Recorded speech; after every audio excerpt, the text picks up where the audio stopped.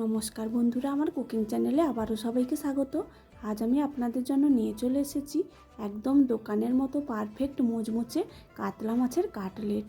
এখন তো বর্ষাকাল, বর্ষার দিনে বিকেলে গরম গরম চায়ের সঙ্গে চপ, সিঙ্গাড়া, কাটলেট এগুলো খেতে আমাদের খুবই ভালো লাগে।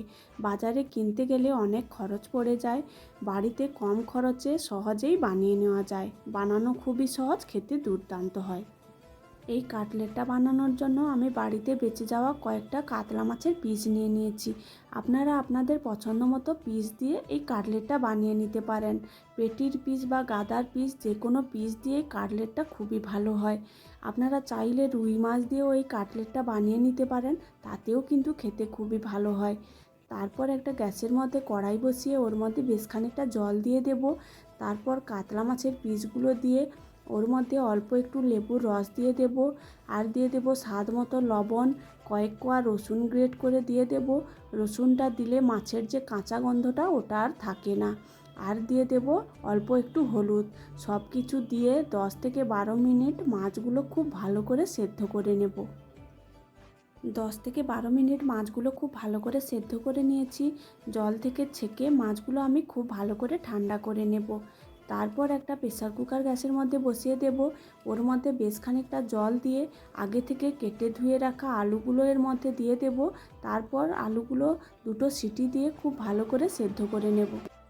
আলুগুলো সেদ্ধ করে নিয়েছি। মাছগুলো আগে থেকে সেদ্ধ করে ঠান্ডা করতে রেখে দিয়েছিলাম। মাছগুলো খুব ভালোভাবে ঠান্ডা হয়ে গেছে।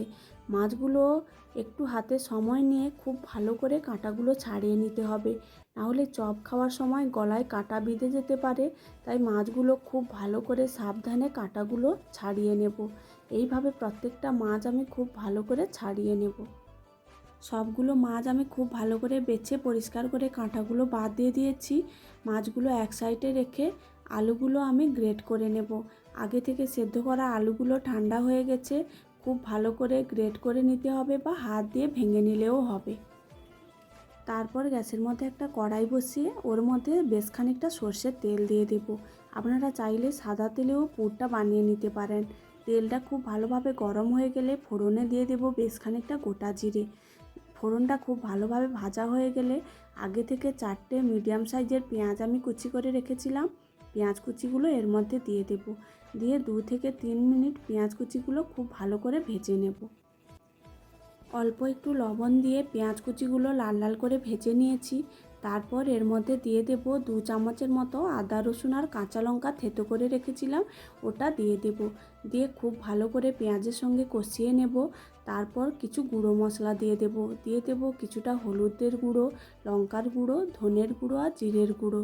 দিয়ে মশলাটা আবারও 2 থেকে 3 মিনিট খুব ভালো করে কষিয়ে নিতে হবে। মোট 7 থেকে 8 মিনিট মশলাটা খুব ভালো করে কষিয়ে নিয়েছি।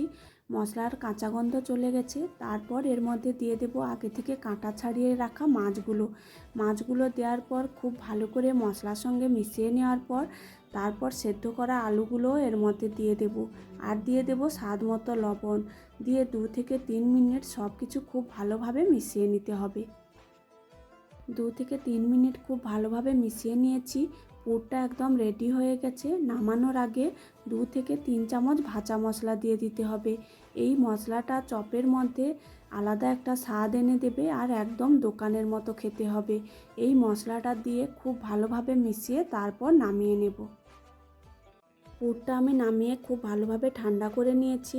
তারপর অল্প করে পুর হাতের মধ্যে নিয়ে একদম কাটলেটের মতো শেপ দিয়ে দেব। এইভাবে আমি সবগুলো কাটলেট এক এক করে গড়ে নেব। তারপর কাটলেটগুলো গড়ার জন্য আমি একটা প্লেটের মধ্যে বেশ খানিকটা ব্রেড ক্রাম্বস নিয়ে নিয়েছি। আর একটা পাত্রের মধ্যে 2টো ডিম ফাটিয়ে নিয়েছি, ওর মধ্যে দিয়ে দেব স্বাদ মতো লবণ, অল্প একটু গোলমরিচের গুঁড়ো আর 2 চামচের মতো ময়দা দিয়ে সব কিছু খুব ভালোভাবে মিশিয়ে এক সাইডে রেখে দেব। তারপর মাছের কাটলেটগুলো এক এক করে আমি কোট করে নেব। প্রথমে আমি ডিমের গোলার মধ্যে ডুবিয়ে ব্রেড ক্রাম্বসের মধ্যে দিয়ে দেব। তারপর খুব ভালো করে ব্রেড ক্রাম্বসের মধ্যে কোট করে আবারও ডিমের গোলার মধ্যে দিয়ে তারপর আবারও ব্রেড ক্রাম্বসের মধ্যে দিয়ে এক একটা করে খুব ভালো করে কাটলেটের শেপ দিয়ে দেব। এইভাবে আমি সবগুলো কাটলেট এক এক করে গড়ে নেব। তারপর একটা ফ্রাইং প্যানের মধ্যে বেশ খানিকটা সাদা তেল গরম করে নিয়েছি।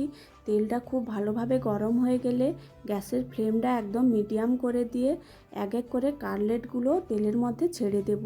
তারপর 5 থেকে 6 মিনিট মিডিয়াম আঁচে উল্টে পাল্টে একদম লাল লাল করে ভেজে নামিয়ে নেব।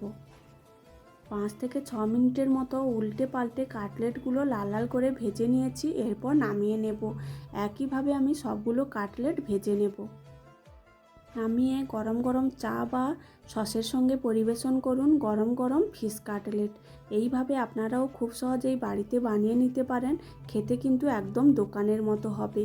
ভিডিওটি ভালো লাগলে লাইক, কমেন্ট, শেয়ার ও চ্যানেলটা সাবস্ক্রাইব করে দেবেন।